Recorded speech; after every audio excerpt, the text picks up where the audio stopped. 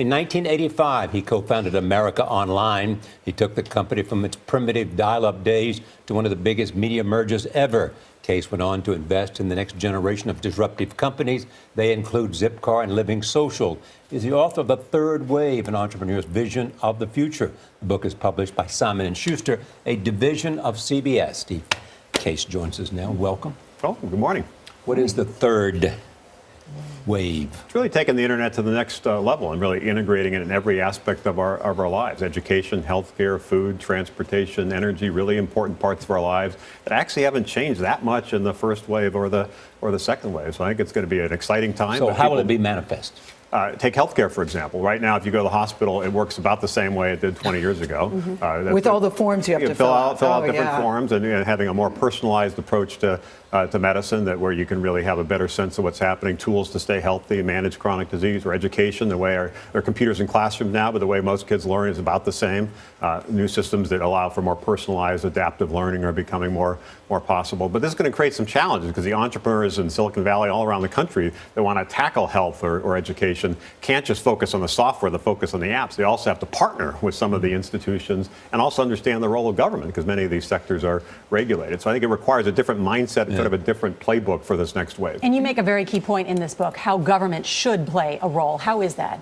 Well, the reality is these sectors are regulated, and actually the government's a large buyer of things like healthcare and education, so you can't ignore them. You may not like it, but it's a reality in the third wave. So the successful entrepreneurs are going to recognize that and figure out a constructive way to have a dialogue with government, figure out ways to partner with government, and make sure the right policies are in place to allow the United States to flourish in this third wave. But you say government treats startups and entrepreneurs the same way, and they should, or small businesses, and they shouldn't. Yeah, small businesses are very important, sort of the Main Street businesses, but the real growth in terms of job creation comes from these young, high-growth startups. So you kind of need different policies to support small businesses versus these higher-growth startup companies. Well, I think you should be treated with respect at this table, Steve, because you were the director of new pizza development for pizza. That was a real highlight of my career. Which you said to this day is still the best title you've ever had. No question. I travel around the country eating pizza. That was my job. Did you change pizza? Well, this was 30-plus years ago, and pizza was just at the time experimenting with things like delivery. So now it's become much more. But you seem to have seen things that other people didn't. You said back in the day you had to convince people, listen, the internet is really going to be important. And people really didn't understand that, Steve. Well, we started AOL, only 3% of people were online. Yeah. And they're only online 1 hour a week. So we said we wanted to get America online. We were serious, and it really took us a decade before most people thought it was going to be important. It seems crazy now, but that was a tough decade, and that's one of the lessons I learned. I think will also apply in this third wave. It's going to require perseverance. Occasionally you'll get lucky and have an overnight success, but the perseverance that's going to be necessary to really revolutionize learning or food or healthcare is going to require kind of a long-term kind of built-to-last mentality. But you said some of the best ideas sound crazy at first. You said if you had thought about Uber and Airbnb, people would have thought the fact that they're a successful car business without owning a car. Right. They're a successful hotel business, sort of, kind of, without owning a hotel. That bosses need to let their employees think outside the box and try crazy things. And I think the big companies do have an opportunity in this third wave to innovate and disrupt themselves, but they really have to lean in the future. They have to create a culture around experimentation, not just trying to kind of play defense, but play offense. You kind of be, the entrepreneurs are typically attackers. Large companies are typically defenders. In the third wave, there's going to be more partnership, more co-opetition, and the big companies can play a role, but only if they reach out and partner with and connect with these entrepreneurs. But is it likely that Microsoft, Apple, Google, Facebook, and Amazon will control the future?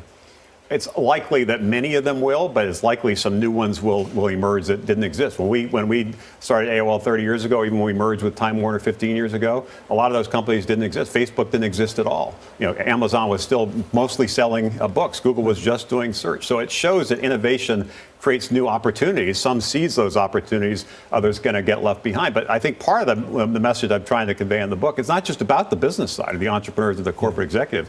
Everybody needs to control their career. Everybody needs to control their destiny. Even the notion of work is changing in the third wave. Instead of just having a job with a company, 34% of people now are freelancers, and this whole gig economy has changed. Sometimes you work for multiple companies the same day. So everybody has to understand the world is changing. How do they position themselves, not just their company, to be beneficial beneficiary of that third And wave. every company, no matter what the business says, they are a technology company today. Absolutely. I even mentioned in the book that people talk about in the internet-enabled economy, and nobody talks about the electricity-enabled economy. We just take it for granted. I think in the third wave, we'll take the internet for granted. It'll just be baked into everything in a more pervasive, ubiquitous way, and that will create opportunities and challenges for people, as well as for companies, and also even for governments. How do you figure out a way to manage and regulate in this complicated, third wave? That's why I finally decided to write a book. It's complicated. I'm very optimistic about the future, but I did recognize that it requires a different mindset and kind of a different playbook. It's so much more than a business book, too, Steve. Yeah.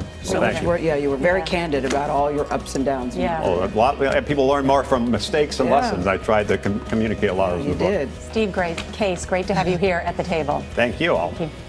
And the third wave goes on sale tomorrow.